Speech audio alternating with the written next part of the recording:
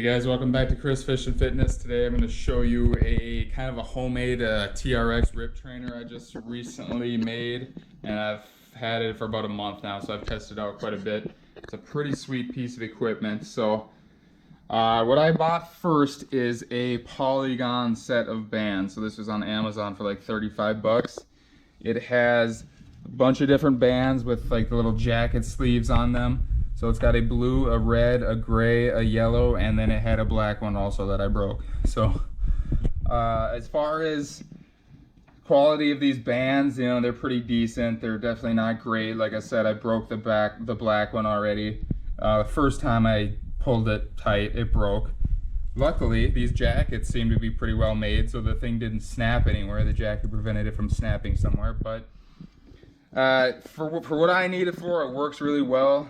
I'm not using this for like heavy strength training or anything like that. I have a pretty well-equipped gym with a lot of better options for doing heavy strength training.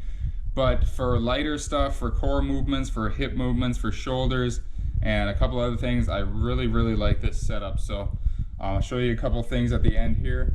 But basically, it comes with two little connector pieces here. So this is basically just like a loop that you shut in the door, and the other side has like a big stopper thing. So you can't pull it through the door. It's got some little carabiners that clip onto there.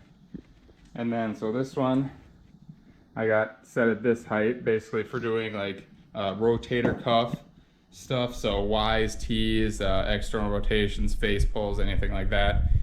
And then the bottom, I have 3 different bands hooked up to. And I've done it before where I've used 2 bands at the same time. So you can definitely double them up and get heavy. I try not to pull on it super hard because, like I said, this set isn't super durable. So I really don't want to push it to the limit, snap anything else. And really there's no reason to do that because, like I said, I have better ways of doing heavier movements. But on one of them, I have this closet rod, and I made some homemade neutral grip pull-up bars over there with this closet rod, and I had this left over. And it's just kind of occurred to me one day after I bought this set that I should really do something like this. So I got a big eyelet screw, drilled it into this, and then this carabiner hooks on there. So I got similar to a TRX rip trainer, which is a big stick with a band on one side. And there's some really cool stuff you can do with this. I'll show you guys in a minute. So I got that. It comes with 2 handles. So I got the handle on one. This one recently I've been doing some more rotator cuff stuff with. And then on the other, I have one of the ankle straps.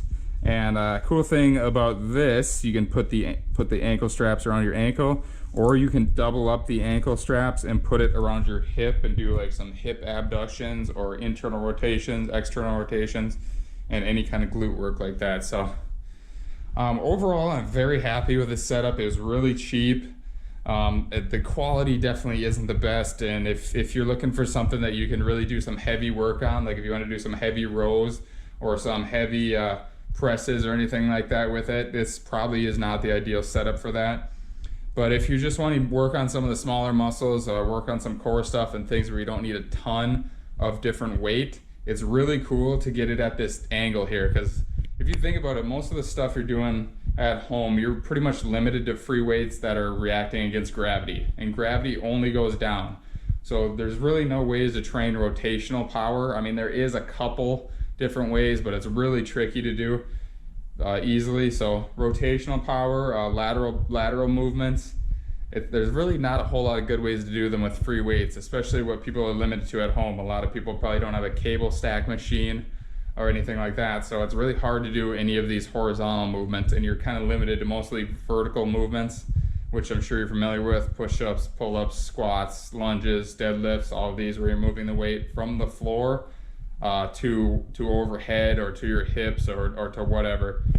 So this one you can move, and the resistance is going horizontally instead of vertically. So really opens up a whole new world of possibilities to you. And if you kind of gotten stale with your heavy strength training, or you're just kind of beat up a little bit, you have some aches and pains, throwing in some of this rotational and lateral stuff can really kind of balance your body out better and work on some of the muscles that really get neglected doing so much vertical strength training. So again, I'll show you guys some of those movements here, some of my favorites, probably about 15 movements or so, and I hope you guys enjoy. Like I said, Polygon band set on Amazon, and then I just got a closet dowel rod from Menards. I'm sure you can find one of those anywhere if you want to do something similar to this.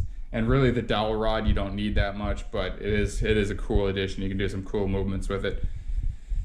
So that's about it. That's all I got for you guys. If you enjoyed this video, please leave a like or a comment.